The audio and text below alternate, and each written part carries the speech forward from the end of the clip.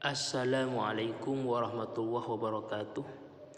Pada kesempatan ini saya akan menyampaikan tentang materi adab menuju masjid. Jadi ketika kita berangkat menuju masjid itu ada etika dan akhlaknya. Yang pertama, adabnya adalah dalam keadaan suci baik dari hadas dan najis. Keadaan tersebut adalah yang terbaik walaupun ada sebagian ulama yang memperbolehkannya. Orang berhadas termasuk hadas besar masuk dan berdiam di masjid seperti pendapatnya sahabat Abdullah bin Abbas, Imam Sa'id bin Jubair, Imam Ibn Hazm dan lainnya. Akan tetapi mereka sepakat bahwa keadaan suci itu lebih utama dan lebih baik jika ingin memasuki masjid. Yang kedua, berpakaian bagus dan sopan. Hal ini sebagaimana firman-Nya Allah Subhanahu wa taala dalam surah Al-A'raf ayat 31. Bismillahirrahmanirrahim. Ya bani Adam khudhu zinatakum inda kulli masjid. Terjemahnya, wahai manusia, wahai anak-anak Adam, pakailah pakaianmu yang indah di setiap kali menuju masjid. Khudhu zinatakum, pakailah pakaianmu yang indah inda kulli masjid, setiap kali menuju masjid. Selanjutnya, adab ketika menuju masjid yang ketiga adalah menjauhi makanan yang tidak sedap baunya. Maksudnya larangan bagi orang yang makan makanan yang tidak sedap baunya seperti bawang putih atau sejenisnya. Hal ini untuk menghadiri sholat.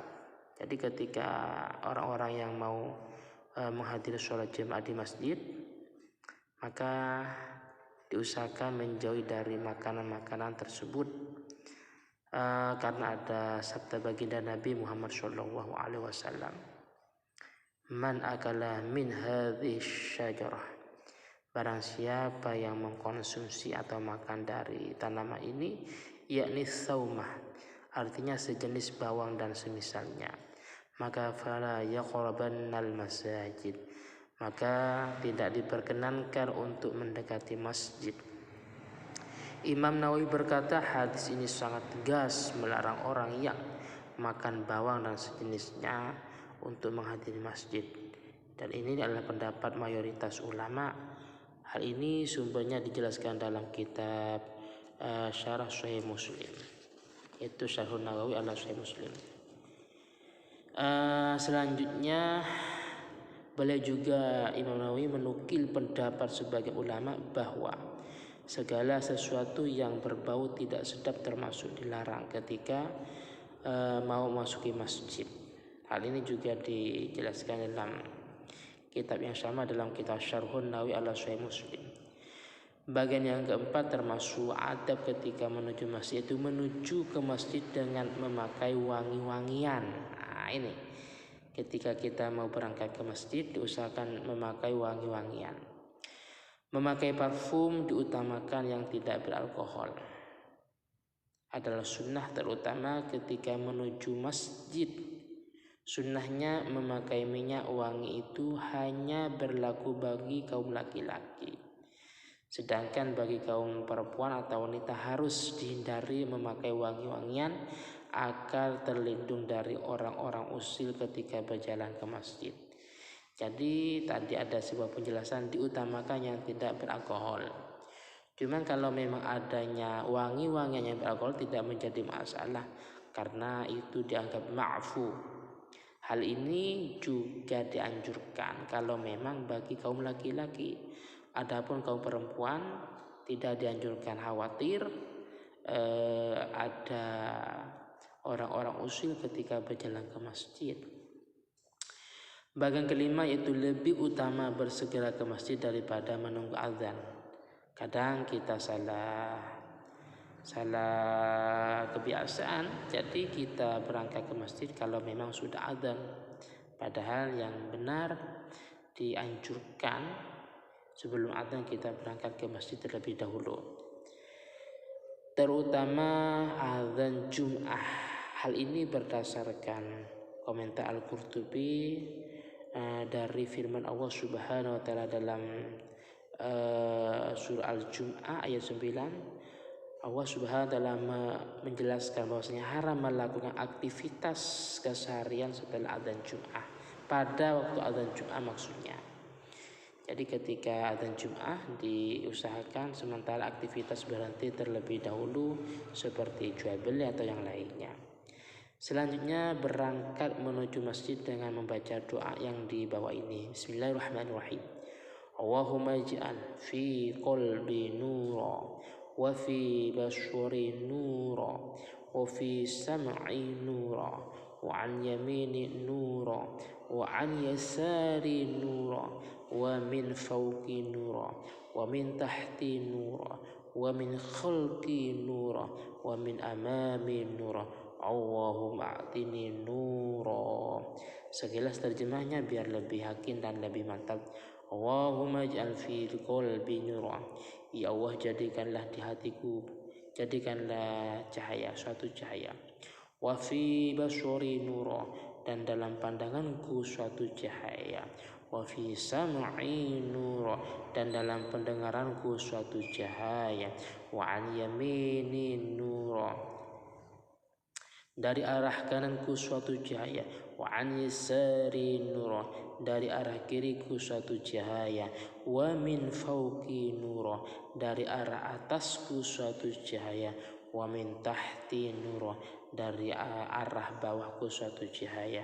Wa min khalqi nura, dari arah belakangku suatu cahaya. Wa min amami nura, dari arah depanku suatu cahaya. Allahumma a'tini nura, ya Allah berilah aku suatu cahaya. Jadi ini dianjurkan dibaca ketika kita mau berangkat menuju masjid. Selanjutnya yang ke-7, berjalan menuju masjid dengan keadaan tenang. Tidak boleh tergesa-gesa, tidak boleh sambil lari, akan tetapi dengan keadaan tenang. Jadi disunahkan berjalan dengan tenang bagi orang yang menuju masjid, baik sebelum iqamah maupun sesudahnya. Hal ini berlandasan sebuah hadis dari sahabat Abu Qatadah radhiyallahu anhu. Dari bapaknya, ia berkata, bainama nahnu nusalli ma'an nabi sallallahu alaihi wasallam idh sami'a jalabatah rijal falamma shalla qala sya'nukum qalu ista'jalna ila shalah qala fala taf'alu idza ataytumus shalah fa'alaikum bis-sakinah fama adraktum fasallu wa ma fatakum fa'timmu. Sekilas terjemahnya, bainama nahnu nusalli ma'an nabi idh sami'a jalabata rijal, ketika kami sholat bersama Nabi Muhammad sallallahu alaihi wasallam, tiba-tiba beliau mendengar suara langkah kaki beberapa orang. Falamma shalla, ketika setelah sholat, qala, beliau bertanya, masya'lukum, ada apa dengan kalian? Qalu, mereka menjawab, ista'jalna ila sholat, kami tergesa-gesa menuju sholat ya Rasul. Qala, Nabi berkata, fala taf'alu, jangan engkau lakukan, jangan sampai ulangi lagi, jangan sampai tergesa-gesa untuk sholat. Karena idza ataitumus sholat fa'alaikum bisakinah, beliau memberi nasihat, ketika kalian menuju sholat maka fa'alaikum bisakinah, maka harus dalam keadaan tenang.